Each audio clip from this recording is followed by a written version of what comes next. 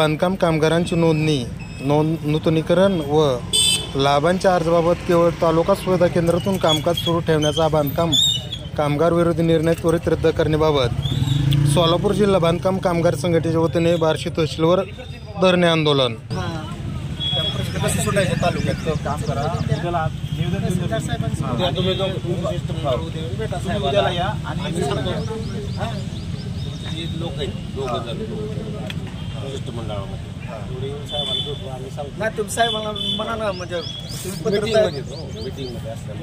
तुम्हाला माहिती काय करतो, तुम्हाला एक लेखी पत्राद्वारे कळवतो आणि तुम्हाला तारखेच्या बाबतीत कळवतो आम्ही। मग ते आम्हाला पाहिजे ना। तहसीलदार साहेबांनी आपलं सरकारी कामगार अधिकारी व्हिडिओने तहसील साहेबाच्या समोर हजर व्हावं। उद्याला आम्ही कळवतो तुम्हाला। उद्याला चालेल? हो उद्याला कळवतो, त्या निवेदन होतो आणि तुम्हालाही कळवतो। तहसील सरकारी कामगार अधिकारी बार्शी हजर नसते, तसं तुम्ही जिल्हाधिकाऱ्याला करून शासनाला कळवा ना। आणि खाजगी कंपनीमार्फत बांधकाम कामगाराचं इथं ते ऑफिस चालू केलं आहे। तालुक्याचे दंडाधिकारी तुम्ही आहे, ऑफिसमध्ये काय चाललं ते एकदा तुमच्या तहसील ऑफिसमधल्या कर्मचाऱ्यांनी बघावं तिथं जाऊन काय चाललं काय नाही। आणि त्यामुळे तर ग्रामसेवक आता हे खरे कामगार आहेत। ग्रामीण भागात सरकारचा निर्णय असून सुद्धा ग्रामसेवक देत नाहीत, त्याच्यावर व्हिडिओ काय सुद्धा प्रतिक्रिया देत नाहीत। बरं सरकारी आदेशाचं उल्लंघन करतात सरासरी, तरी ह्या कामगारांनी कुठं जायचं? जे निवेदनात मुद्दे आहेत त्या निवेदनाच्या बाबतीत आम्ही कळवतो। आम्हाला ते बैठकीची टेंटिव्ह तारीख पाहिजे। ह्या 8 दिवसामध्ये आम्हाला बैठकीची उद्याला कळवतो आम्ही तुम्हाला।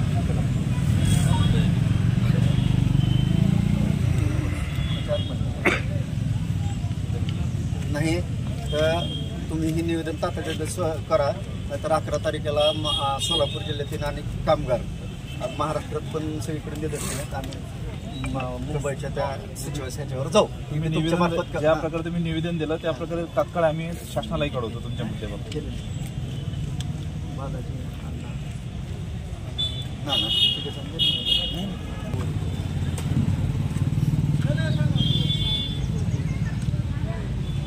तुम्ही जे बोललं ते साहेब आमच्या सगळ्या शिष्टमंडळाला सांगा जरा समोर।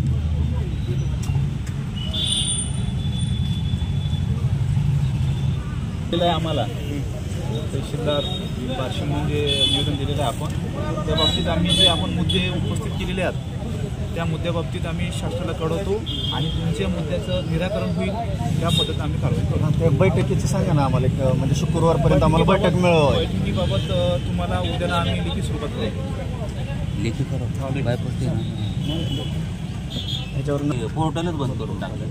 आचारसंहितेमध्ये चालतं आणि आपल्या भाषेतले पण जे काही लोक आहेत ते सुद्धा सही नाही, त्यांना जबाबदारी द्यावी। ती कशी रिस्क घेणार आहे? ती रिस्क नाही ना घेणार, पण त्यांच्याकडे आम्हाला ते सुद्धा देतो। ग्रामसेवकांनी ग्रामपंचायतीचा अधिकार आहे, तो अधिकार त्यांनी द्यायला। ठीक आहे ना, जे मुद्दे उपस्थित केले सरकारी कामगार अधिकाऱ्याला आणि व्हिडिओला आम्हाला शुक्रवारपर्यंत बैठक लागली पाहिजे, एवढे आम्हाला। नाही तर मग 11 तारखेला मुंबई आहे,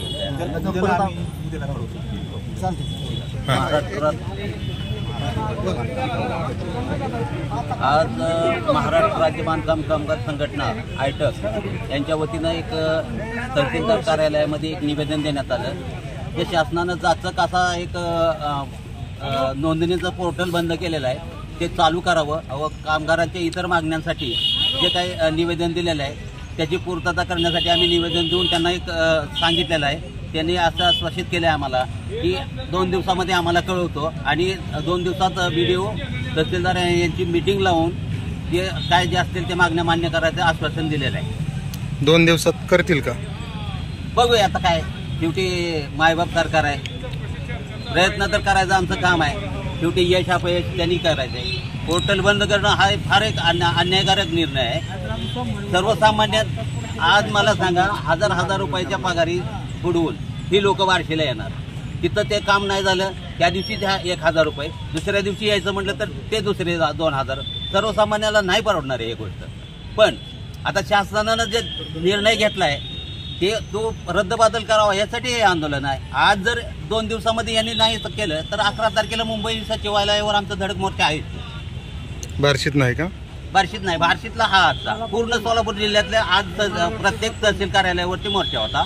त्यानंतर ह्याच्यात जर काही रिझन नाही निघाला तर 11 तारखेला मुंबई सचिवालयावर आहे. चालतं, ठीक आहे.